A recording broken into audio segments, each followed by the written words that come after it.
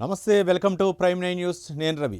ఈరోజు వివిధ దినపత్రికల్లో ప్రచురితమైనటువంటి ప్రధాన అంశాలను ఒకసారి చూద్దాం. ముందుగా ఈనాడు దినపత్రిక విషయానికి వస్తే, ఈనాడులో అయితే మాత్రం శుభవార్త అంటూ ఒక బ్యానర్ ఐటమ్ అయితే ప్రచురించింది. దానికి మొత్తానికి డొనాల్డ్ ట్రంప్, అలాగే ఇరాన్కి సంబంధించినటువంటి ముస్తఫా ఖమేనీకి సంబంధించినటువంటి ఒక శాంతి ఒప్పందం కుదిరినట్లు మనకు అర్థమవుతుంది. శుభవార్త అంటూ చాలా రోజుల తర్వాత ట్రంప్ ఎన్నోసార్లు చెప్పాడు. అంటే ఇజ్రాయెల్ అలాగే ఇరాన్ల మధ్య అయితే మాత్రం ఒక శాంతి ఒప్పందాలు కుదిరే అవకాశాలు ఉన్నాయని, కాల్పులు విరమణ చేయాలని చెప్పేసి చాలా సందర్భాలు చెప్పినా సరే ఎట్టకేలకైతే ఒకసారికి వచ్చింది. ఎట్టకేలకు అమెరికా ఇరాన్ ఒప్పందం 19న స్విట్జర్లాండ్లో సంతకాలు చేయనున్న రెండు దేశాలు. వెంటనే తెరుచుకొనున్న హార్మోజ్, టోల్ లేకుండానే నౌకలకు అనుమతి అంటూ ఒక కథనాన్ని అయితే మనం చూద్దాం. దానికి సంబంధించినటువంటి డీటెయిల్స్ అయితే ఒకసారి చూద్దాం. సైనిక చర్యలు నిలిపివేత, ఇంధన మార్కెట్లకు ఊపిరి, అణు ఆంక్షలకు చర్చల ద్వారా పరిష్కారం, లెబనాన్ నుంచి వైదొలగం ఇజ్రాయెల్ ప్రకటించింది.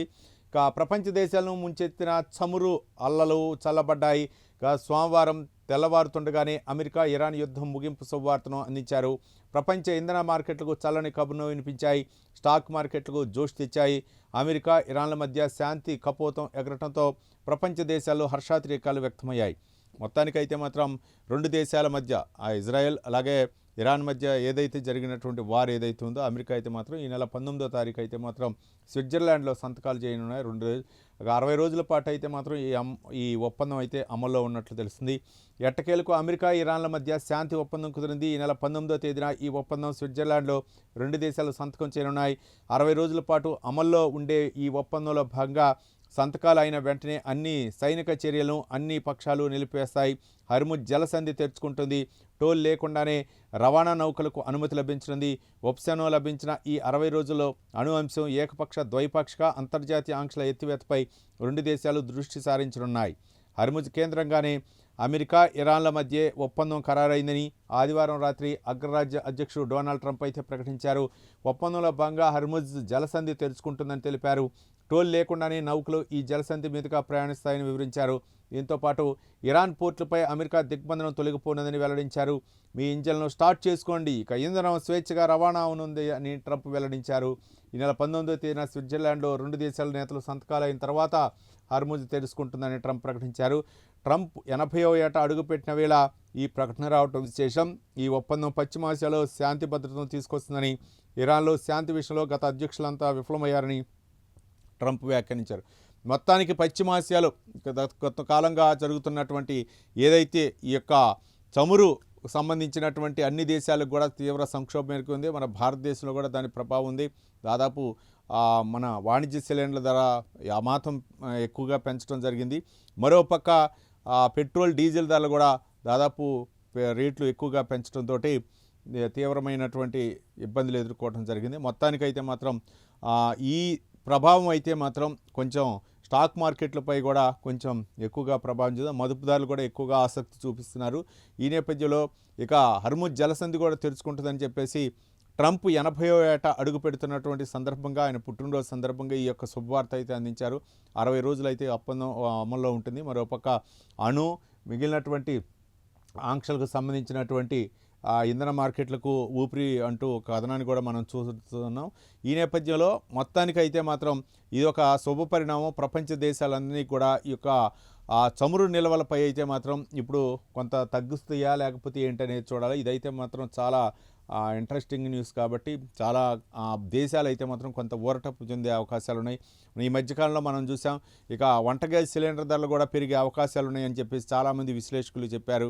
కానీ అవి అవకాశం ఉండకపోవచ్చు. కానీ పెట్రోల్ రేట్లు కూడా ఇంకా విపరీతంగా పెరిగే అవకాశాలు ఉన్నాయని చెప్పేసి ఒక పక్క 3 నెలలకు సరిపడేటటువంటి నిల్వలు ఉన్నాయని కేంద్ర ప్రభుత్వం చెబుతున్నా సరే, కానీ ఎక్కడో ఒక చోట భయాందోళన, మళ్ళీ ఇదే గనక యుద్ధం కొనసాగితే ఇంకా రేట్లు పెరిగే అవకాశాలు ఉన్నాయి, పెట్రోల్ దిగుమతి తగ్గే అవకాశాలు ఉన్నాయని చెప్పినటువంటి నేపథ్యంలో ఇదొక ప్రపంచ దేశాలన్నిటి కూడా, ముఖ్యంగా భారత్కు మనకు కూడా శుభపరిణామని చెప్పవచ్చు. స్టార్టప్లకు పెట్టుబడులు పెట్టండి. సింగపూర్ ప్రధాని, పలు సంస్థల ప్రతినిధులు, వెంచర్ క్యాపిటలిస్టులతో చంద్రబాబు వరుస భేటీలు. డిజిటల్ గవర్నెన్స్లో గూగుల్ భాగస్వామ్య విస్తరణకు ప్రతిపాదన. యుఎన్ హబీటాబ్ సెంటర్ ఆఫ్ ఎక్సలెన్స్ ఏర్పాటుకు వినతి అంటూ ఏపీ సీఎం చంద్రబాబు నాయుడు అయితే మాత్రం సింగపూర్ పర్యటన సందర్భంగా సింగపూర్ ప్రధానితో కరచాలనం చేసి వాళ్ళకి రెండు అంటే ఒక ఆంధ్రప్రదేశ్ అలాగే సింగపూర్ల మధ్య భాగస్వామ్యం నేపథ్యంలో ఆయనతో కొన్ని కీలకమైనటువంటి చర్చలు జరిగిన దానికి సంబంధించినటువంటి డీటెయిల్ చూద్దాం. సింగపూర్ ప్రధాని లారెన్స్ వాంగ్తో చంద్రబాబు భేటీ అని సంబంధించినటువంటి విషయాలు. రతన్ టాటా ఇన్నోవేషన్ హబ్ ఆంధ్రప్రదేశ్లో ప్రోత్సహించిన స్టార్టప్లో పెట్టుబడులు పెట్టేందుకు వెంచర్ క్యాపిటలిస్టులు ముందుకు రావాలని ముఖ్యమంత్రి చంద్రబాబు నాయుడు ప్రతిపాదించారు. అత్యుత్తమ ఆవిష్కరణను ప్రోత్సహించేందుకు సహకరించాలని కోరారు. సింగపూర్లో 2 రోజుల పర్యటనలో భాగంగా సోమవారం చంద్రబాబు ఆ దేశ ప్రధాని లారెన్స్ వాంగ్, విదేశీ వ్యవహారాల మంత్రి వివిఎన్ బాలకృష్ణన్, భారత హైకమిషనర్ శిల్పక్ అంబులేతో పాటు వెంచర్ క్యాపిటలిస్టులతో వేర్వేరుగా సమావేశమయ్యారు. వెంచర్ క్యాపిటలిస్టులతో జరిగిన సమావేశంలో చంద్రబాబు మాట్లాడుతూ తయారీ రంగంలో ఏపీ కీలక పాత్ర పోషిస్తుంది. ఏపీలో 5వ జనరేషన్ ఫైటర్ జెట్లు సహా వివిధ రక్షణ రంగ ఉత్పత్తుల తయారీ ప్రాజెక్టులు ఏర్పాటవుతున్నాయి. అమరావతిలో క్వాంటమ్ వ్యాలీని ఏర్పాటు చేస్తున్నాం. ఇక్కడి నుంచే క్వాంటమ్ కంప్యూటర్లను తయారు చేయబోతున్నాం. రాష్ట్రంలో advanced medium combat air craft తయారీ, గూగుల్, ఆర్సిరల్ మిత్తల్ వంటి సంస్థల ఏర్పాటుకు వేగంగా అనుమతులు, భూములు కేటాయించాం. తయారీ రంగాన్ని ప్రోత్సహించేలా ఒక కుటుంబం, ఒక పారిశ్రామికవేత్త విధానాన్ని ఏపీ అవలంబిస్తుంది. రాష్ట్రంలో 175 ఎంఎస్సిఎంఈ పార్కులను ఏర్పాటు చేస్తున్నాం. ఏపీలో పెట్టుబడులకు ఇదే సరైన సమయం. శ్రీ సిటీ లాంటి పారిశ్రామిక పెద్ద ఎత్తున పెట్టుబడులను ఆకర్షిస్తున్నాయని చెప్పడం జరిగింది. సెమీ కండక్టర్ల తయారీకి తోడ్పడండి. సింగపూర్ ప్రధాని లారెన్స్ వాంగ్తో సీఎం చంద్రబాబు. మా బ్రాండ్ మీరే. సిఐ ఏపీ బిజినెస్ ప్రతినిధుల సమావేశంలో సీఎం వ్యాఖ్యానించినటువంటి వ్యాఖ్యలు. మొత్తానికి సింగపూర్ పర్యటనలో పెట్టుబడి లక్ష్యంగా సింగపూర్ పర్యటన అయితే ఏపీ సీఎం పర్యటన కొనసాగుతుంది. ఈ నేపథ్యంలో సింగపూర్ ప్రధానితో భేటీ అవటం జరిగింది. ఇక మొత్తానికి అయితే మాత్రం పెట్టుబడులు పెట్టండి, అలాగే అమరావతికి సంబంధించినటువంటి పలు అంశాలపై కూడా సింగపూర్ ప్రధానితోటి అక్కడ ఉన్నటువంటి ప్రతినిధులతో మాట్లాడటం జరిగింది. మరోపక్క బిజినెస్ సమ్మిట్లో కూడా, అంటే బిజినెస్ ప్రతినిధుల సమావేశంలో కూడా సీఎం చంద్రబాబు నాయుడు అయితే మాత్రం చెప్పడం జరిగింది. అంటే ఏపీకి పెట్టుబడులు రావండి, గతంలో జరిగినటువంటి పరిణామాలు పక్కన పెట్టి మీకు కావాల్సినటువంటి is of doing business, speed of doing business నేపథ్యంలో మీకు కావాల్సినటువంటి మౌలిక సదుపాయాలు ఒక పక్క విశాఖలో అవ్వచ్చు, అమరావతి పరిసరాల్లో అవ్వచ్చు, ఎక్కడైనా సరే పెట్టుబడులు పెట్టడానికైతే మాత్రం అపూర్వమైన అవకాశాలు మీకు కల్పిస్తున్నాం ఏపీ ప్రభుత్వం అని చెప్పేసి చంద్రబాబు నాయుడు అయితే మాత్రం ఆహ్వానించడం జరిగింది. చాలామంది సానుకూల స్పందన వచ్చినట్లు తెలుస్తుంది. చూద్దాం ఎన్ని వేల కోట్ల రూపాయలు పెట్టుబడులు వస్తాయో ఈ సింగపూర్ పర్యటన సందర్భంగా అనేది చాలామంది కూడా ఆసక్తిగా ఎదురు చూస్తున్నటువంటి పరిస్థితి. ఇంకా మరో అంశం చూద్దాం. ముందు దేశం తర్వాతే రాష్ట్రం, జాతీయ సమగ్రతను ముందుకు తీసుకెళ్లాలి. జనసేన సిద్ధాంతం బలపడుతుంది. రాష్ట్ర విభజన అడ్డగోలుగా జరిగింది, నాటి సమస్యలు నేటికి వెంటాడుతున్నాయి అంటూ ఒక కథనాన్ని అయితే మనం చూస్తున్నాం. ఢిల్లీలో జాతీయ సమగ్రత కోసం జనసేన ప్రస్థానం అంటూ దాదాపు 3 రోజుల పర్యటన నిమిత్తం పవన్ కళ్యాణ్ అయితే మాత్రం ఢిల్లీలో పర్యటిస్తున్నారు.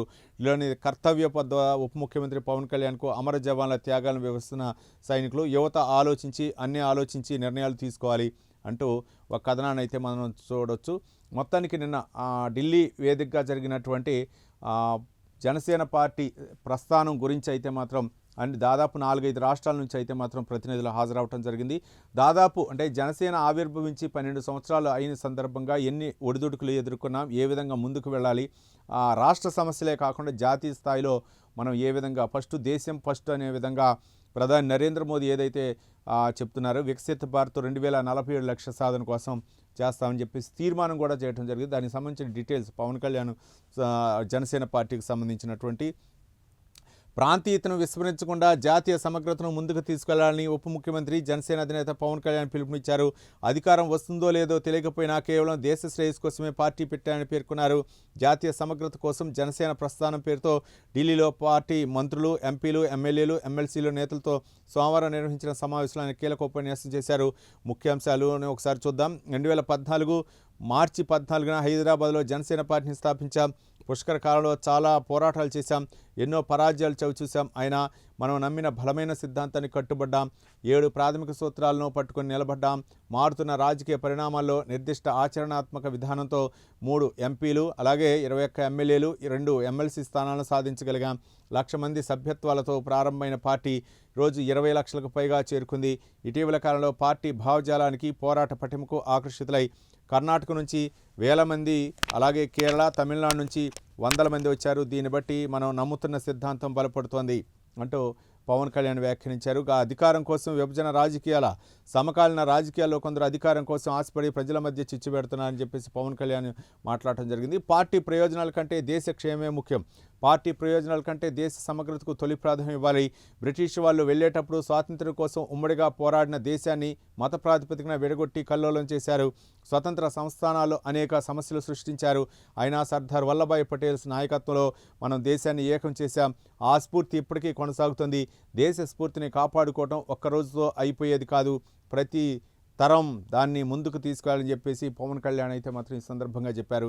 జాతీయ స్థాయిలో అంటే ఏదో విభజించి రాష్ట్రాల మధ్య లేకపోతే ప్రాంతాల మధ్య ఏదో చిచ్చు పెట్టి విభజించి ఇట్లా విడిపోతే సరైనటువంటి పద్ధతి కాదు. అప్పుడు అంటే ఆ స్వాతంత్రం వచ్చిన తర్వాత చాలామంది 50 సంస్థానాలు అట్లా ఉంటే వాటన్నిటినీ కూడా దాదాపు సర్దార్ వల్లభాయ్ పటేల్ సారథ్యంలోనే వాటన్నిటినీ కూడా తీసుకొచ్చి భారతదేశంలో విలీనం చేశారు. ఆ ఐక్యత కొనసాగించారు. కానీ ఇప్పుడు ప్రాంతాల మధ్య చిచ్చు పెట్టి రకరకాల ప్రయత్నాలు జరుగుతున్నాయి. ఇది సరైనటువంటి అభివృద్ధికి నిరోధకంగా మారే అవకాశాలని చెప్పేసి పవన్ కళ్యాణ్ చెప్పడం జరిగింది. మరోపక్క తెలంగాణ ఆంధ్రప్రదేశ్ విభజన గురించి కూడా కొన్ని కీలకమైనటువంటి వ్యాఖ్యలు చేశారు. కాంగ్రెస్ ప్రభుత్వం అంటే సరైన విధంగా అంటే అందరి భావనలో అర్థం చేసుకునే విధంగా అయితే మాత్రం చేయలేదు. ఆ సమస్యలు ఇప్పటికీ కొనసాగుతున్నాయి. ఉదాహరణకు 7 మండలాలు మనం చూడొచ్చు. భద్రాచలం దగ్గర అక్కడ పోలవరం ప్రాజెక్టు విషయంలో అవ్వచ్చు, అలాగే ఆర్టీసీ ఆస్తులు అవ్వచ్చు, ఇంకా కూడా కొన్ని ఆస్తులు అయితే మాత్రం క్లారిటీకి రాని పరిస్థితి. మరోపక్క జలాల విషయంలో కూడా కృష్ణా జలాలు, గోదావరి జలాల విషయంలో కూడా ఇప్పుడు కూడా వివాదాలు అయితే కొనసాగుతున్నాయి. ప్రాజెక్టుల దగ్గర గందరగోళం పరిస్థితులు ఏర్పడ్డాయి. ఇవన్నీ కూడా క్లారిటీ లేదు. కాబట్టి వీటన్నిటికీ కారణం కాంగ్రెసే. ఏదో ఈ విధంగా విడగొట్టే ఒక పక్క 1947 అప్పుడు జరిగినటువంటి పరిణామాలను కూడా పవన్ కళ్యాణ్ అయితే మాత్రం ఉటంకించడం జరిగింది. అప్పుడు పాకిస్తాన్ విడగొట్టేటప్పుడు జరిగినటువంటి పరిణామాలను కూడా ఆయన ఉదాహరించడం జరిగింది. ఏదేమైనా సరే మొత్తానికైతే మాత్రం జనసేన పార్టీ జాతీయ స్థాయిలో ఒక ఆలోచన అయితే చేస్తుంది. జాతీయ స్థాయిలో మిగిలినటువంటి దాదాపు 4-5 రాష్ట్రాలు, తమిళనాడు, అలాగే కేరళ, అస్సాం, అలాగే ఆంధ్రప్రదేశ్, తెలంగాణ నుంచి కూడా అక్కడ ప్రతినిధులు హాజరయ్యారు. అంటే ముఖ్యంగా ఆంధ్రప్రదేశ్లో అధికారంలో ఉంది కాబట్టి పార్టీకి సంబంధించినటువంటి మంత్రులు అవ్వచ్చు, ఎమ్మెల్యేలు, ఎమ్మెల్సీలు అందరూ కూడా హాజరయ్యారు. కానీ మిగిలిన రాష్ట్రాలు కూడా పార్టీ యొక్క విస్తరించాలా అనే ఆలోచనలో ఒక పక్క నరేంద్ర మోదీ వికసిత భారత్ 2047 లక్ష్య సాధన కోసం జనసేన పార్టీ కూడా చేస్తున్నటువంటి అంశాలు జాతీయ సమైక్యత, జాతీయ సమగ్రత కోసమే పాటుపడాలి. ఫస్ట్ దేశం, తర్వాతే మిగిలినటువంటి అంశాలు. ముఖ్యంగా ఎంపీలకు ఆయన కొన్ని కీలకమైన 3 ఎంపీలు ఉన్నారు. రాజ్యసభతో కలుపుకుంటే ఆ ఎంపీలు కూడా కీలక ఇచ్చేశారు. జాతీయ స్థాయిలో అంటే మిగిలిన రాష్ట్రాల్లో ఎక్కడైనా ఏ సమస్య వచ్చినా సరే ఒక ఆంధ్రప్రదేశ్కే పరిమితం అవ్వద్దు, జాతీయ స్థాయిలో కూడా ప్రశ్నించాలి, ఆ జాతీయ సమస్యలపై కూడా పోరాడాలని చెప్పేసి పవన్ కళ్యాణ్ అయితే మాత్రం ఆ ఎంపీలకు సూచించారు. ఓన్లీ ఏదో మన నియోజకవర్గం పార్లమెంటు నియోజకవర్గమే, పార్లమెంటు స్థాయిలోనే మనం క్వశ్చన్ అడగాలి, పార్లమెంటు పరిధిలోనే ఇది వస్తుందని చెప్పేసి కాకుండా జాతీయ స్థాయిలో మొత్తంగా భారతదేశంలో ఎలాంటి సమస్య వచ్చినా సరే అది తీవ్రతరం అయితే అది ఆ సమస్యను మాత్రం లేవనెత్తాల్సి పరిష్కరించాల్సినటువంటి బాధ్యత, కేంద్ర ప్రభుత్వం దృష్టికి తీసుకెళ్లాల్సిన బాధ్యత మీపై ఉంటుందని చెప్పేసి పవన్ కళ్యాణ్ అయితే చెప్పడం జరిగింది. మొత్తానికైతే మాత్రం పవన్ కళ్యాణ్ పర్యటన ఢిల్లీలో అయితే మాత్రం అది కొంచెం ప్రాధాన్యత సంతరించుకుందని చెప్పొచ్చు. అయోధ్య రామాలయ నిధుల మళ్లింపుపై దర్యాప్తు, సిట్ విచారణ ఆరంభం, కోట్ల రూపాయలు గల్లంతాయని ఆరోపణలు, ఆలయ ఉద్యోగులు సిబ్బందిపై అనుమానాలు, సమగ్ర నివేదికకు యూపీ ప్రభుత్వం ఆదేశం, రాజకీయ పక్షాల విమర్శలు ప్రతి విమర్శల హోరు మధ్య అయోధ్యలోని రామాలయంలో నిధుల దుర్వినియోగంపై వస్తున్న ఆరోపణలో నిజానిజాలను తేల్చేందుకు ప్రత్యేక దర్యాప్తు బృందం నడుము బిగించింది. 3 సభ్యులతో కూడిన సిట్ బృందం సోమవారం ఆలయ ప్రాంగణాన్ని చేరుకుంది. భక్తులు సమర్పించిన విరాళాల లెక్కింపు సమయంలోనే ఆ నిధులు దారి మళ్లీ ఉంటాయనే అనుమానాలను నివృత్తి చేయాలని, బాధ్యత తమపై ఉందని దర్యాప్తు జరిపించాలని రాష్ట్ర ప్రభుత్వాన్ని కోరినట్లు శ్రీరామ్ జన్మభూమి తీర్థ క్షేత్ర ట్రస్ట్ వెల్లడించింది. రామాలయ ప్రతిష్టను దెబ్బతీసే ప్రయత్నం జరుగుతుందని, దీంతో పాటు సామాజిక మాధ్యమాల్లో కొనసాగుతున్న దుష్ప్రచారానికి అడ్డుకట్ట వేయాల్సిన బాధ్యత ఉందని చెప్పేసి స్పష్టం జరిగింది. మొత్తానికైతే మాత్రం అక్కడ రామాలయంలో నిధులు మళ్లింపు ఏదైతే ఉన్నాయో అక్కడైతే మాత్రం భక్తులు ఇచ్చినటువంటి విరాళాల్లో కొన్ని అవకతవకలు జరిగాయి. అక్కడ ఉన్నటువంటి మరి ఎవరు చేశారు తప్పు దానిపై అయితే మాత్రం సిట్ విచారణ అయితే మాత్రం ప్రారంభమైనట్టు తెలుస్తుంది. 6 ఉద్యోగులు సిబ్బంది, మరోపక్క అక్కడ రకరకాలైనటువంటి మరి ఎవరు దానికి బాధ్యత వహించాలనేది అయితే విచారణ అయితే చేద్దాం. ఇక సీజేపీ వ్యవస్థాపకుడు అభిజిత్పై దాడి, ఇద్దరిని నిర్బంధించిన పోలీసులు అంటూ ఒక కథనాన్ని చూడవచ్చు. జైపూర్లో నిర్వహించిన నిరసన కార్యక్రమంలో అభిజిత్ను చంపపై కొడుతున్న ఓ యువకుడు, మరి ఆయనకి ఏ ఆవేశం వచ్చిందో ఏమో కాక్రోచ్ పార్టీకి సంబంధించినటువంటి వ్యవస్థాపకుడు అయితే మాత్రం ఆయనపై మాత్రం దాడి జరిగినట్లు తెలుస్తుంది. ఇది వైరల్ అవుతుంది ఈ మధ్యకాలంలో. ఇక కల్తీ పాల కట్టడి కంచికేనా అంటూ ఒక కథనాన్ని కూడా మనం చూడవచ్చు. రోజు 1 కోటి లీటర్ల ఉత్పత్తి, అందులో 30 లక్షల లీటర్లే డైరీల ద్వారా అమ్మకం, మిగిలిన పాల నాణ్యతకు జవాబుదారం కరువు, నాణ్యత నియంత్రణకు చట్టం అమలు శూన్యం అంటూ ఈ మధ్య కాలంలోనే మనం ఏపీలో ఒక దారుణమైనటువంటి ఘటన చూడవచ్చు. రాజమండ్రి పరిసర ప్రాంతాల్లో జరిగినటువంటి ఘటన దాదాపు 16 మంది మృతికి కారణమైనటువంటిది చూడవచ్చు. దానికి సంబంధించి ఒకసారి చూద్దాం అసలు కల్తీ పాలు. రాష్ట్రంలో రోజు 1 కోటి లీటర్లకు పైగా పాలు అమ్ముడవుతున్నాయి. అందులో సుమారు 30 లక్షల లీటర్ల పాలను వ్యవస్థీకృతం డైరీలు, సహకార సొసైటీలు సేకరించి ప్రాసెస్ చేసి ప్యాకింగ్లో విక్రయిస్తున్నాయి. మరో 60 లక్షల లీటర్ల పాలను రైతులు, వ్యాపారులు నేరుగా వినియోగదారులకు అమ్ముతున్నారు. ఇలాంటి లూజు పాల విక్రయాల్లోనే ఎక్కువగా కల్తీ జరుగుతుంది. రాజమహేంద్రవరంలో ఫిబ్రవరి నెలలో 16 మంది మృతికి కారణమైన కల్తీ పాల ఘటన దీనికి నిదర్శనం. రాష్ట్రంలో సొసైటీల పరిధిలో లేని పాల ఉత్పత్తిదారులు, అమ్మకందారులపై ఎలాంటి నియంత్రణ వ్యవస్థ లేకపోవటమే ఇందుకు కారణం. ఎఫ్ఎస్ఎస్ఏఐకి అమలు సాధ్యమా అంటూ పాల రెగ్యులేటరీ అధికారం భారత ఆహార భద్రతా ప్రమాణాల యాజమాన్య సంస్థ ఉంటుంది. కానీ దాని అమలుకు తగిన యంత్రాంగం లేకపోవటమే ఒక ప్రధాన కారణం. కల్తీ పాలు ఇది మొత్తం ఇప్పుడు మనం చూస్తున్నాం. పాల ప్యాకెట్ల ద్వారా వస్తుంది. అవి కొన్ని రోజులు అంటే వాటిలో కూడా కొంత కలుపుతారు. అంటే ఎలాంటి హాని కలగనటువంటి మనం మిగిలినటువంటి హెరిటేజ్ అవ్వచ్చు, లేకపోతే విజయ అవ్వచ్చు, లేకపోతే దొడ్ల సంఘం ఇట్లా రకరకాల డైరీలు వస్తాయి. వాటిలో ఫ్యాట్ శాతం ఉండేది. వాటిలో కూడా కొంచెం టెస్టులు చేసే వాటిని ఇన్ని రోజులు 2 రోజులు ఎక్స్పైర్ డేట్ తోటే అవి తయారయ్యి ఉంచి వాటిని మనం చూస్తూ ఉంటాం. డేట్ కూడా చూసుకుంటాం ఏ రోజు.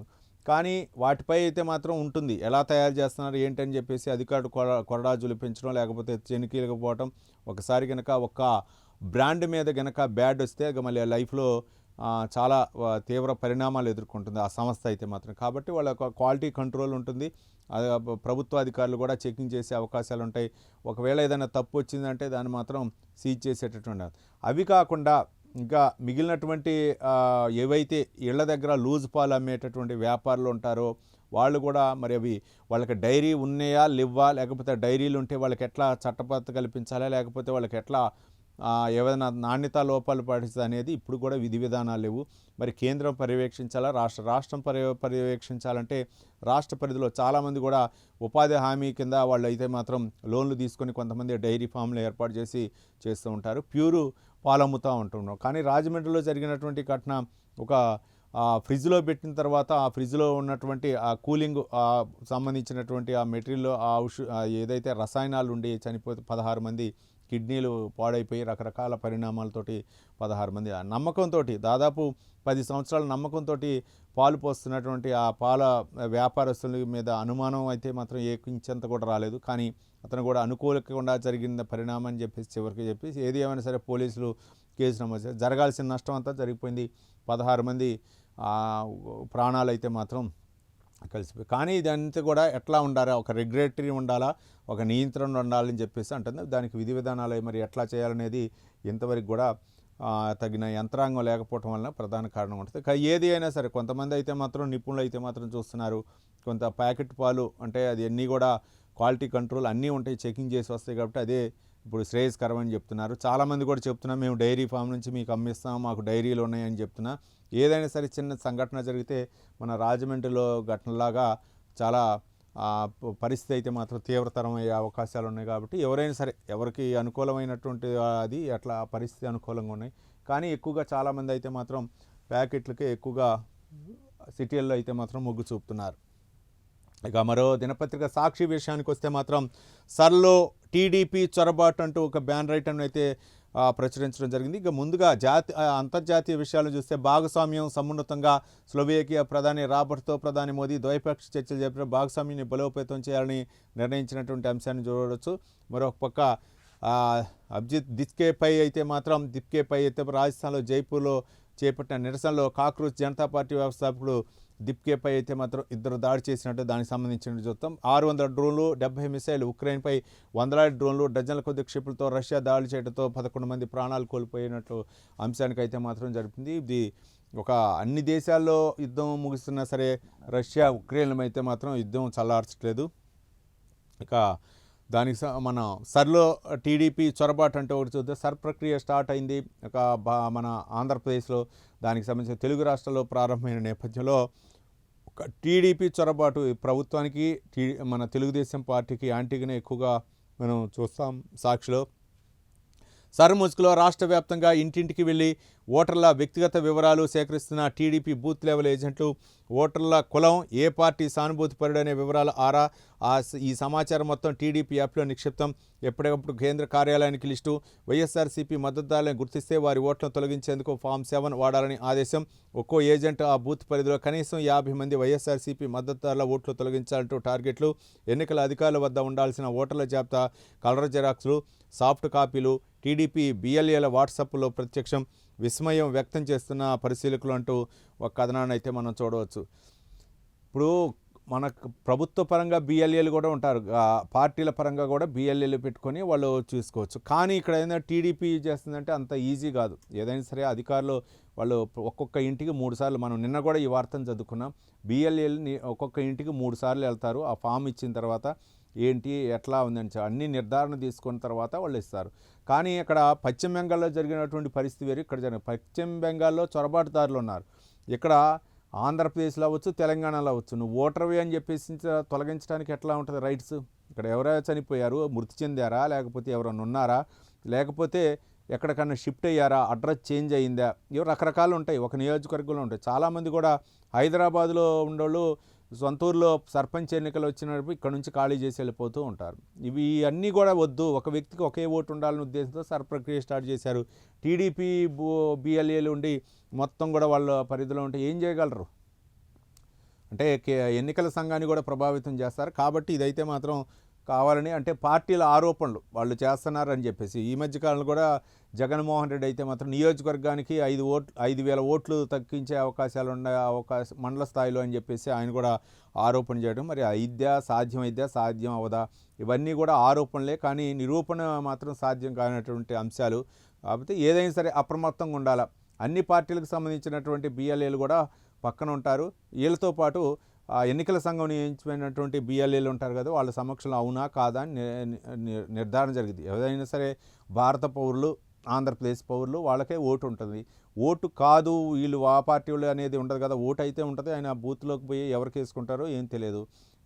ఓటు హక్కు కల్పించాల్సిన బాధ్యత అయితే మాత్రం ప్రభుత్వానికి ఉంటుంది. అన్ని అవకాశాలు ఉండి అన్నీ కనుక ఆధారాలు సమర్పిస్తే ఓటు ఉంటుంది.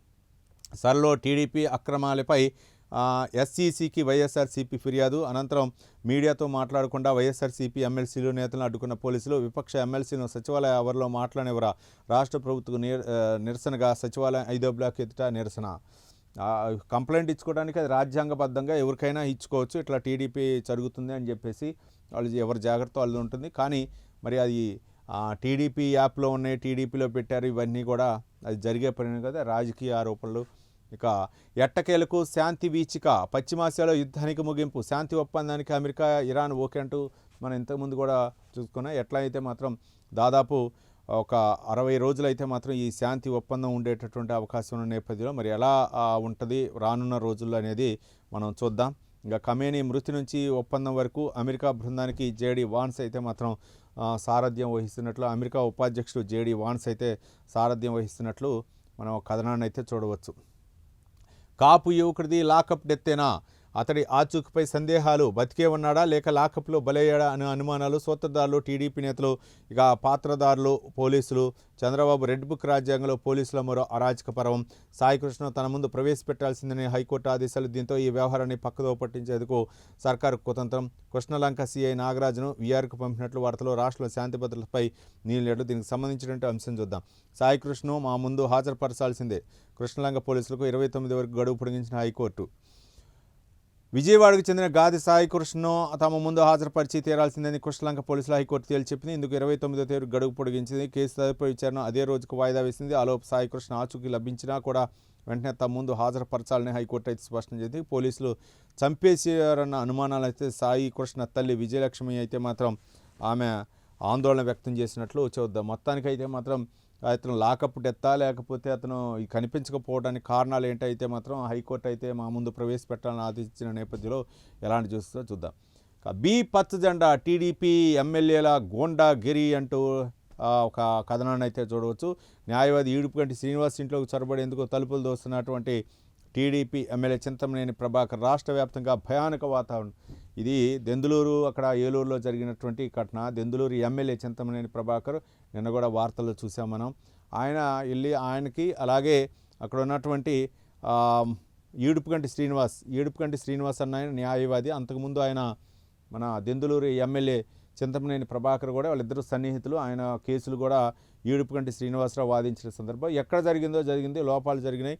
అయితే ఈడుపుగంటి శ్రీనివాస్ ఈ మధ్యకాలంలో ప్రెస్ మీట్ పెట్టి దెందులూరులో జరుగుతున్నటువంటి ఇసుక దందా అవ్వచ్చు, మాఫియా అవ్వచ్చు, మద్యం అవ్వచ్చు, రకరకాలైనటువంటి ఆరోపణలు చేస్తున్నారు. ఆరోపణ ప్రెస్ మీట్ పెట్టారు. మరి ఎందుకో మొన్న రాత్రి అయితే మాత్రం చింతమనేని ప్రభాకర్ ఈడుపుగంటి శ్రీనివాస్ ఇంటికి వెళ్ళేసి హంగామా సృష్టించడం జరిగింది. దీంతో టీడీపీ అయితే మాత్రం కొంత మరి ఎంక్వైరీ చేసింది.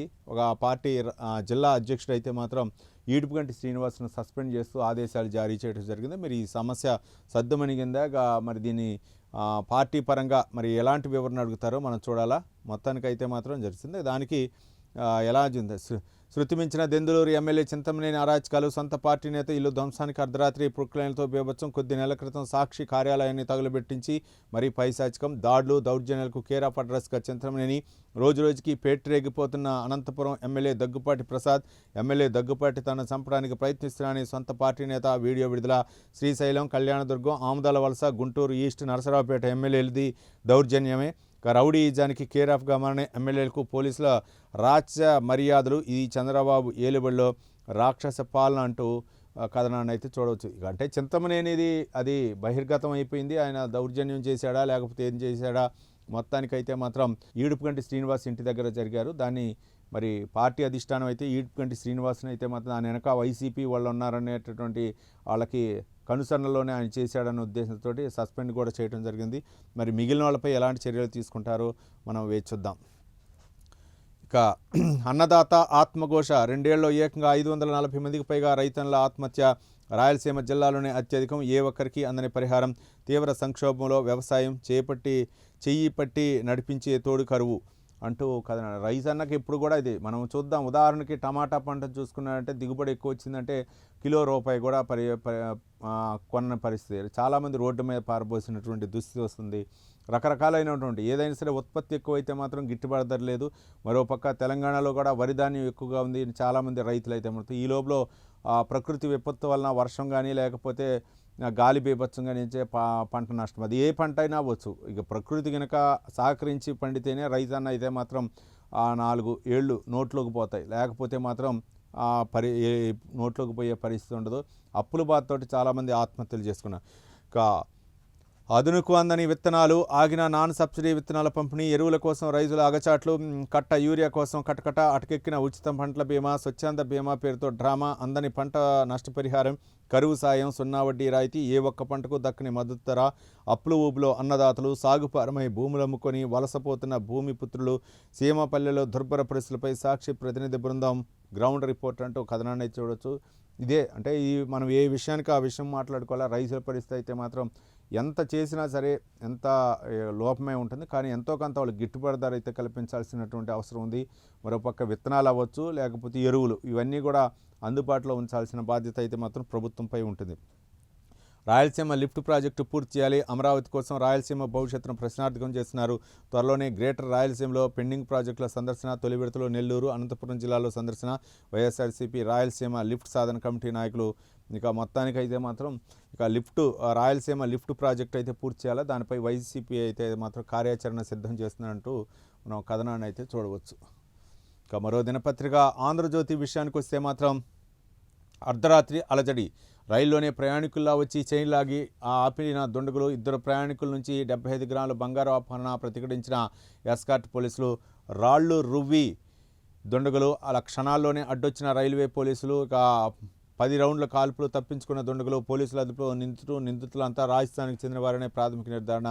గత 2 నెలల్లో 3 రైలు దోపిడీ ఘటనలు. ఈసారి క్లూ దొరికింది, తప్పించుకోలేరంటున్న క్యాప్స్ అంటూ ఒక కథనాన్ని అయితే చూడవచ్చు. అర్ధరాత్రి అయితే మాత్రం ఒక పక్క రైల్వే సిఆర్పిఎఫ్ పోలీసులు నిఘా కూడా ఉంటుంది. అంటే వీళ్ళు దాదాపు ఒక బృందం 10 మంది పోలీసులు వెల్లడించినటువంటి వివరాల ప్రకారం దాదాపు 8 మంది ఉంటారు. వాళ్ళందరికీ అప్రమత్తం ఉంటారు. పోలీసు ఎక్కడ ఉన్నాడు, ఏ విధంగా చేయొచ్చు, అలాగే వాళ్ళు ఏ బోగిలో ఉన్నారు, మనం ఎక్కడ తీసుకొని ఒక రెక్కి నిర్వహించాకనే ఈ చేస్తారని చెప్పేసి పోలీసులు చెప్పారు. కాబట్టి వాళ్ళని అయితే మాత్రం పట్టుకుంటామని చెప్పేసి పోలీసులు చెప్తున్నారు. ఇంకా శాంతి అంటూ మనం చూడవచ్చు. ఇక అమెరికా ఇరాన్ల మధ్య జరిగినటువంటి శాంతి 19న సంధిపై సంతకాలు, జెనీవాలో ఇరాన్తో ఒప్పందం అంటూ ఒక కథనాన్ని అయితే చూడవచ్చు. దీనిపై ఇప్పటికే డిజిటల్గా సంతకాలు జరిగాయి. 60 రోజుల పాటు ఒప్పందం అమలులో ఉంటుంది. ఆ సమయంలో శాశ్వత సంధిపై మలి దఫా చర్చలు. అమెరికా అధ్యక్షుడు డొనాల్డ్ ట్రంప్ ప్రకటన. హర్ముజ్ జలసంధి ఇప్పటికే తెరుచుకుందని వెల్లడి. ధృవీకరించిన ఇరాన్ విదేశాంగ మంత్రి అరాక్చి అంటూ కథనాన్ని అయితే మాత్రం చూడవచ్చు. హర్ముజ్ నుంచి తొలి నౌక భారత్కి, 18న గుజరాత్కు దిశగా ట్యాంకర్ అంటూ కథనాన్ని చూడవచ్చు. ఇక మొత్తానికి అమెరికా ఇరాన్ల మధ్య శాంతి ఒప్పందం నెలకొన్న నేపథ్యంలో ఇక ఒక శుభ పరిణామం అని చెప్పాలి. జాతీయ సమైక్యత కోసం సేన ప్రస్థానం పేరుతో హస్తంలో నిర్వహించిన సమావేశంలో మాట్లాడుతున్న జనసేన అధినేత ఉప ముఖ్యమంత్రి పవన్ కళ్యాణ్, వాళ్ళు దేశమంతా తిరగొచ్చు, నన్ను మాత్రం రానివ్వరు అంటూ కొంచెం భావోద్వేగంతో అయితే మాత్రం మాట్లాడటం జరిగింది. యువతను బలి చేసి గద్దెనెక్కారు. తెలంగాణ బలిదానాలు కదిలించాయి. నివాళులర్పిద్దామంటే అనుమతి ఇవ్వలేదు.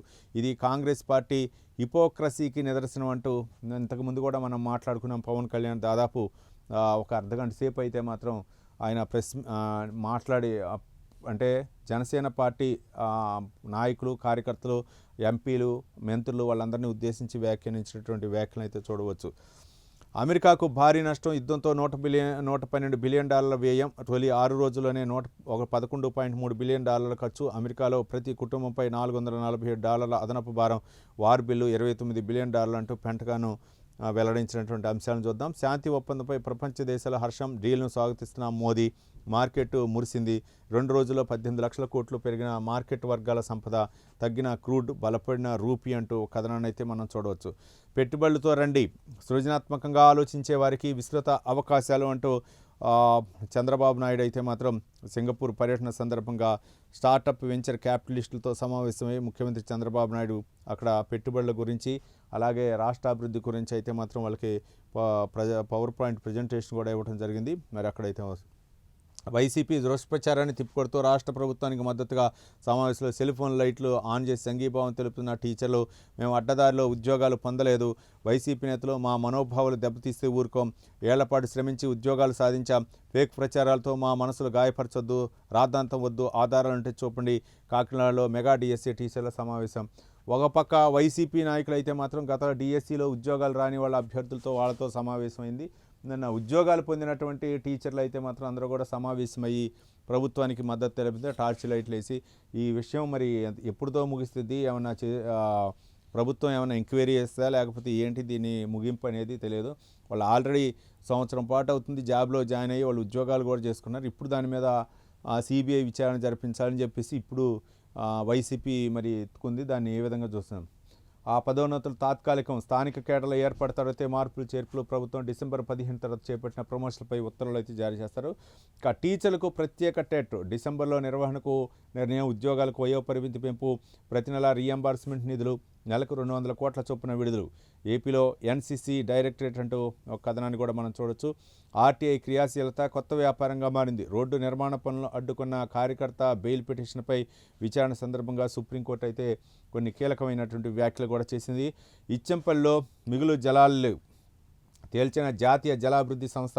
గోదావరి నీరు కావేరీకి మళ్లించాలంటే ఛత్తీస్గఢ్ అనుమతి తప్పనిసరి. ఆ రాష్ట్రం వాడుకొని సాగునీరే శరణ్యం. ఆ నివేదికలో స్పష్టం చేసిన ఎన్డబ్ల్యూడిఏ తెలంగాణ నుంచి అనుసంధానిస్తే ప్రయోజనం లేదు. ఏపీ జలవనరుల శాఖ అంటూ ఒక కథనాన్ని అయితే మనం చూడవచ్చు. ఏదైనా సరే మిగులు జలాలు ఒక రాష్ట్రం కనుక రాష్ట్రానికి అంటే ఏదైనా సరే మిగులు జలాల విషయంలో ఇప్పటికి కూడా తెలంగాణ ఆంధ్రప్రదేశ్ల మధ్య గొడవ జరుగుతూనే ఉంది. ఏ రాష్ట్రం అయినా ఆ రాష్ట్రం గుండా కనుక వెళ్తుంటే ఆ రాష్ట్ర అవసరాలకు తగ్గ నీళ్లు ఉపయోగించుకున్నాక మిగిలిన రాష్ట్రానికి ఇచ్చేటటువంటి అవకాశాలు ఉన్నాయి. కానీ ఇచ్చంపల్లిలో అయితే మాత్రం ఆ నీళ్లు అడుగంటిపోయినటువంటి నేపథ్యంలో అక్కడ పరిస్థితి లేదని చెప్పింది. సర్ప్రక్రియ ప్రారంభం. రాష్ట్రంలో తొలి రోజు 4.12 లక్షల ఫామ్ల పంపిణీ. వీటిలో 4,000 ఫామ్లు డిజిటలైజ్. అలాగే జూలై 14 వరకు బిఎల్ఓలు ఇంటింటికి సర్వే. ప్రతి ఇంటికి 3 సార్లు బిఎల్ఓలు ఫామ్లు ఇస్తారు, నింపాక తీసుకుంటారు. మళ్ళీ అందులో ఉన్నటువంటి తప్పులు ఆ సవరణలు అయితే మాత్రం వాడతారు, ఒకసారి క్షుణ్ణంగా పరిశీలిస్తారు కూడా. ఇక రాజస్థాన్లో అభిజిత్ దీప్కేపై దాడి అని అంటూ ఒక కథనాన్ని చూడవచ్చు. ఇంతకు ముందు కూడా చూడవచ్చు. అంటే కాక్రోచ్ పార్టీ వ్యవస్థాపకులుగా ఆయనపై దాడి జరిగింది. మరి అక్కడ కార్యకర్తకి ఏ విధంగా ఆయన మనోభావాలు దెబ్బతిన్నాయా, ఏ విధంగా చెంపదెబ్బ అయితే కొట్టడం జరిగింది. 5నే భోగాపురం ప్రారంభం. విమానాశ్రయంలో కొనసాగుతున్న ట్రయల్ రన్. విశాఖలో 9 చోట్ల వెయిటింగ్ లాంచ్లు. దేశంలోని తొలిసారి ఏర్పాటు. తొలి విడతలో ముంబై నుంచి రానున్న కంటైనర్లు. 2 మార్గాల్లో మొత్తం 20 ఎలక్ట్రిక్ బస్సులు అంటూ ఒక కథనం. భోగాపురం ఎయిర్పోర్ట్ అయితే మాత్రం ప్రారంభం కానుండి. మొత్తానికి అక్కడ ట్రయల్ రన్ అయితే నిర్వహిస్తున్నారు. ఈ 20 పెట్రోల్ వాడితే E20 పెట్రోల్ వాడితే బీమా రాదు. 2023కు ముందటి కారులో ఇథనాల్ కలిపిన పెట్రోల్ వాడితే నిర్లక్ష్యం కింద పరిగణ. తమ బ్లాగ్లో తొలుత పోస్ట్ చేసిన ఐసిఐసిఐ లాంబార్డ్ కలకలం రేగటంతో వెనక్కి. E20 పెట్రోల్ వినియోగం వాహన బీమాపై ఎలాంటి ప్రభావం చూపదంటూ సవరణ. ఇథనాల్ కలిపిన పెట్రోల్తో వాహనాలు ఇంజన్లపై ప్రభావం ఉంటుందన్న నిపుణులు.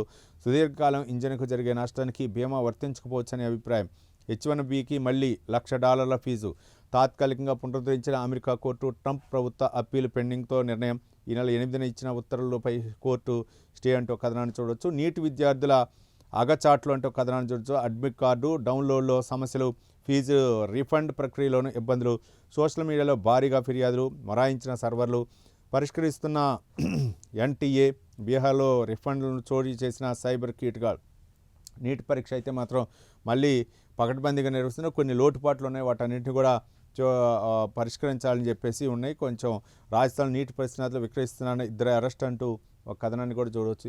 దీనైతే మాత్రం పకడ్బందీగా చేయాల్సినటువంటి అవసరం ఉంది. కేంద్ర మంత్రి ధర్మేంద్ర ప్రధాన్ రాజీనామా చేయాలని ఒక పక్క కాక్రోచ్ పార్టీ కూడా భారీ ఎత్తున ఢిల్లీలో ధర్నా చేయడం జరిగింది. మరి దీనిపై అయితే మాత్రం కేంద్ర ప్రభుత్వం ఈసారి ప్రధాని అధ్యక్షతనే ప్రధాని మానిటరింగ్ ద్వారానే నీట్ పరీక్ష జరిగిద్దన్నారు. కాబట్టి ఏ విధంగా నీట్ పరీక్ష నిర్వహిస్తారనేది మనం చూడాలి. ఢిల్లీని వణికించిన ధూళి తుఫాన్ అంటూ ఒక కథనాన్ని అయితే చూడొచ్చు వెలుగు దినపత్రికలో. దానికి సంబంధించి డీటెయిల్ చూద్దాం. 92 కిలోమీటర్ల వేగంతో గాలి దుమారం. భీకర గాలులకు తోడు ఉరుములు మెరుపులతో వర్షం. ఉలిక్కిపడ్డ రాజధాని వాసులు. రెడ్ అలర్ట్ ప్రకటించిన IMD. పశ్చిమ పవనాలే కారణమని వెల్లడి.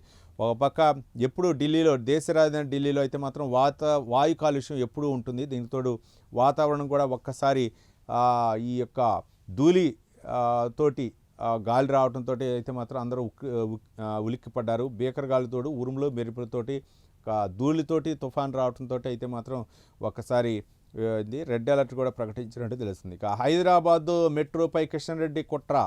మేము లోన్ తెచ్చుకుంటే ఢిల్లీ వెళ్ళి అడ్డుకున్న సీఎం రేవంత్ రెడ్డి వ్యాఖ్యానించినట్టు వ్యాఖ్యలు చేయొచ్చు. మొత్తానికి కిషన్ రెడ్డి అయితే మాత్రం మెట్రోకి అడ్డుకుంటున్నారు. దానికి సంబంధించి నిన్న కూడా ఒక గంట సేపు ప్రెస్ మీట్ పెట్టి సీఎం రేవంత్ రెడ్డి కిషన్ రెడ్డిపై అయితే మాత్రం విమర్శలు సంధించారు. మొత్తానికి అన్నీ సెట్ చేసుకున్న పరిస్థితిలో మాకు క్రెడిట్ కావాలని చెప్పేసి కిషన్ రెడ్డి దానికి మోకాలు అడ్డారు. నిన్నే లాస్ట్ డేటు. నిన్న నిధులు వస్తే మాత్రం మెట్రో సెకండ్ ఫేజు నిర్వహణ అవ్వచ్చు, లేకపోతే L&Tతో కుదుర్చుకున్నట్టు ఒప్పందం అవ్వచ్చు, ఒక క్లారిటీ వచ్చే అవకాశాలు అని చెప్పేసి రేవంత్ రెడ్డి చెప్పడం జరిగింది. మొత్తానికి కిషన్ రెడ్డికి నాకు ఎలాంటి సంబంధం లేదు. రాష్ట్రాభివృద్ధి కదా కిషన్ రెడ్డి. క్యాబినెట్లో ఆయన క్రియాశీలకమైనటువంటి పాత్ర చేస్తున్నారు. కేంద్రం నుంచి ఏదన్నా రావాలంటే నేను పోయి మంత్రులతో మాట్లాడుతున్నాం, కేంద్ర మంత్రులతో, వాళ్ళేమో ఓకే అని చెప్తున్నారు. కానీ కిషన్ రెడ్డి వెళ్ళి ఏం చెప్తుండో ఏమో, వాళ్ళు మాత్రం తర్వాత పనులు అవ్వట్లేదని చెప్పేసి చెప్పడం జరిగింది. ఏది ఏమైనా సరే ఈ వారైతే కంటిన్యూ అవుతూ ఉంటుంది. ఇక్కడ బీజేపీ అలా కాంగ్రెస్ల మధ్య. మొత్తానికి ఇంకొక అంశం కూడా మనం చూడవచ్చు. శాంతి ప్రక్రియ గురించి, శాంతి ఒప్పందం గురించి అమెరికా ఇరాన్ల మధ్య. అది అన్ని దినపత్రికలు కూడా ప్రధాన అంశంగా ఇచ్చింది. తగ్గిన చమురుదారులు. మార్కెట్లకు జోష్. సెన్సెక్స్ 736 పాయింట్ల జంప్. 231 పాయింట్లు లాభపడ్డ నిఫ్టీ. $82 తగ్గిన బ్రెంట్ క్రూడ్ ఆయిల్ ధర అంటూ కథనాన్ని అయితే మాత్రం చూడవచ్చు. మొత్తానికి శాంతి ఒప్పందంతో అమెరికా ఇరాన్ శాంతి ఒప్పందం నేపథ్యంలో ఈ నెల 19న అయితే మాత్రం స్విట్జర్లాండ్లో ఇక్కడ మీటింగ్ జరగనున్నటువంటి నేపథ్యంలో ఒక మదుపుదారులకు అయితే మాత్రం స్టాక్ మార్కెట్కు ఒక ఊరట లభించిందని చెప్పవచ్చు. ఇక దానికి సంబంధించిందే జపాన్ సంస్థ నుంచి వచ్చిన 13,600 కోట్లు IRF నుంచి బదిలీ కాకుండా అడ్డుపుల్ల. వెంటనే ఆ మొత్తం రిలీజ్ చేయించాలి. కేటీఆర్ స్క్రిప్ట్ ప్రకారం అయితే మాత్రం కిషన్ రెడ్డి నడుస్తున్నారని చెప్పేసి మీరే అన్నదమ్ములు BRS BJP అని చెప్పేసి రేవంత్ రెడ్డి వ్యాఖ్యానించడం జరిగింది. అయ్యో మీనాక్షి అంటూ కథనాన్ని చూడవచ్చు. రాజ్యసభ నామినేషన్ తిరస్కరణపై ఆగని చర్చ. గాంధేయవాద సిద్ధాంతాలకు విలువలకు కట్టుబడిన నేత. హంగు ఆర్భాటాలకు దూరంగా సాధారణ జీవితం.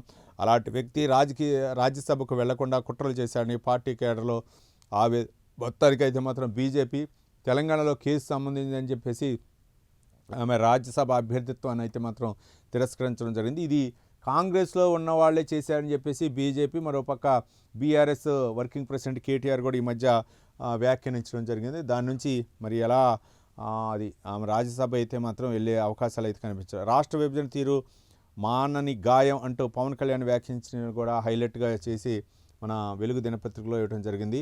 దేశాన్ని విచ్ఛిన్నం చేసే శక్తులతో పోరాడతాం, పార్టీ కంటే దేశ సమగ్రతకే ఎక్కువగా ప్రాధాన్యత ఇస్తానని పవన్ కళ్యాణ్ చెప్పినటువంటి వ్యాఖ్యలను కూడా బ్యానర్ ఐటమ్గా ప్రచురించింది. కేసీఆర్ దోస్త్ అవ్వకు ఇందిరమ్మ ఇల్లు, కేసీఆర్ దోస్త్ ఆగవ్వకు ఇందిరమ్మ ఇల్లు అంటూ ఒక కథనాన్ని చూడొచ్చు. వాసాలమరిలో ఇల్లు కట్టిస్తానని అప్పట్లో హామీ ఇచ్చిన మాజీ సీఎం కేసీఆర్ బీఆర్ఎస్ టైంలో నెరవేరిన కళ కాంగ్రెస్ అధికారంలో వచ్చాక వాసాలమరిలో ఆగవ్వ సహా 112 మందికి ఇందిరమ్మ ఇళ్ల మధ్య ఇల్లు పూర్తి కావడంతో ఆగవ్వను కలిసి ముచ్చటించిన హౌసింగ్ ఎండీ గౌతమ్ కాంగ్రెస్ వచ్చాక నా కళ నెరవేరింది ఆగవ్వ అంటూ కేసీఆర్ అయితే మాత్రం ఆమెకి హామీ ఇవ్వటం జరిగింది. ఆ లేని నేపథ్యంలో ఇప్పుడు కేసీఆర్ అధికారంలో లేరు కాబట్టి అయినా సరే వాళ్ళకు కూడా ఇల్లు ఇచ్చామని చెప్పేసి కాంగ్రెస్ అయితే మాత్రం చెప్తుంది. ఇక చనిపోయిన వాళ్లకు పింఛన్లు మున్సిపాలిటీ 24 మంది పేర్లా తీసుకుంటున్నట్లు గుర్తింపు. అర్బన్లో నిర్వహించిన జీవన్ ప్రయాణ్ సర్వేలో వెలుగులోకి మృతి చెందిన వారి పింఛన్ల తొలగింపు.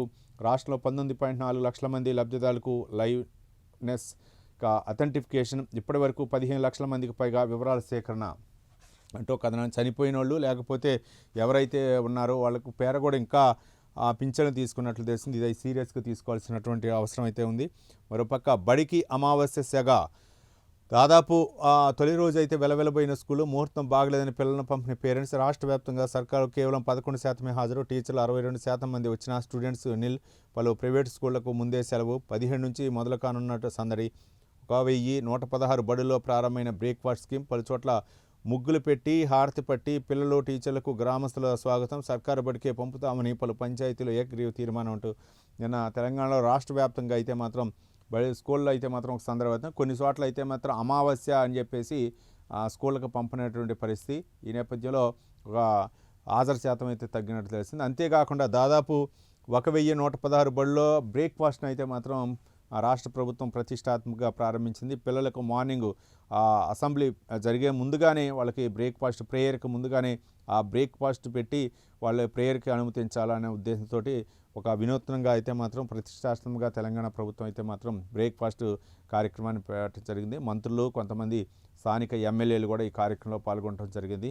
కానీ నిన్న అమావాస్య సెంటిమెంట్తో కొంతమంది ఇవి వివిధ దినపత్రికల్లో ప్రచురితమైన ప్రధాన అంశాలు ఏంటంటే ఇక సింగపూర్లో ఏపీ సీఎం చంద్రబాబు నాయుడు పర్యటన సందర్భంగా పెట్టుబడులను ఆకర్షించడం, అలాగే జనసేన అధినేత జనసేన కార్యకర్తలు నాయకులతో అయితే మాత్రం విస్తృత స్థాయి సమావేశం ఢిల్లీలో జాతీయ సమైక్యత కోసం అని చెప్పేసి ఒక కార్యక్రమాన్ని నిర్వహించడం జరిగింది. ఇది జాతీయ స్థాయిలో పార్టీని విస్తరించే ఆలోచనలో పవన్ కళ్యాణ్ ఉన్నట్లు కొందరు రాజకీయ నిపుణులు అయితే చెప్తున్నారు. ఏది ఏమైనా సరే ఒక ప్రాంతీయ పార్టీ ఢిల్లీలో పార్టీ సమీక్షా సమావేశం నిర్వహించడం, మిగిలినటువంటి దాదాపు 5 రాష్ట్రాలకు సంబంధించినటువంటి ప్రతినిధులు హాజరయ్యి ఒక దిశానిర్దేశం ఈరోజు కూడా జరిగే అవకాశాలు ఉన్నాయి. కాబట్టి దేశ సమగ్రతే నాకు ప్రధాన ముఖ్యమని చెప్పేసి పవన్ కళ్యాణ్ ఈ సందర్భంగా వ్యాఖ్యానించి రాష్ట్రంలో అలాగే దేశంలో ఉన్నటువంటి అసమానతల గురించి స్వాతంత్రం నుంచి జరిగిన పరిణామాలు కూడా ఆయన కొన్ని కీలక అంశాలను చెప్పడం జరిగింది. మరోపక్క శాంతి ఒప్పందం ఇది బిగ్ న్యూస్ అని చెప్పవచ్చు. అమెరికా అలాగే ఇరాన్ల మధ్య శాంతి ఒప్పందం అయితే అన్ని దినపత్రికలలో ప్రధాన అంశం. ఇది మదుపుదారులకు ముఖ్యంగా షేర్లు మార్కెట్లో అయితే మాత్రం లాభాల బాట పట్టినట్లు అంశాలను కూడా హైలైట్గా చూపించడం జరిగింది. ఇంకా మరో అంశం తెలంగాణ అంశానికి సంబంధించి రేవంత్ రెడ్డి కిషన్ రెడ్డిపై అయితే మాత్రం ఫైర్ అయ్యారు. మొత్తానికి ఆ మెట్రో రైలు ప్రాజెక్టుకి అన్ని లోన్లు అన్నీ శాంక్షన్ చేసుకున్నటువంటి చివరి తరుణంలో కిషన్ రెడ్డి అడ్డుపడ్డాడు. బీఆర్ఎస్ కనుసరణలోనే కిషన్ నడుస్తున్నారని చెప్పేసి రేవంత్ రెడ్డి ఆరోపణ చేసినటువంటి అంశాలని హైలైట్గా చేయడం జరిగింది. మరో అంశం స్కూళ్ళకైతే అమావాస్య కారణంగా హాజరు శాతం తగ్గినట్లు తెలుస్తుంది. మరోపక్క దాదాపు 1600 స్కూళ్ళలో అయితే మాత్రం తెలంగాణ ప్రభుత్వం బ్రేక్ఫాస్ట్ని కార్యక్రమాలను కూడా నిన్న ప్రతిష్టాత్మక ప్రవేశపెట్టినటువంటి అంశాలని హైలైట్గా ఉంటుంది.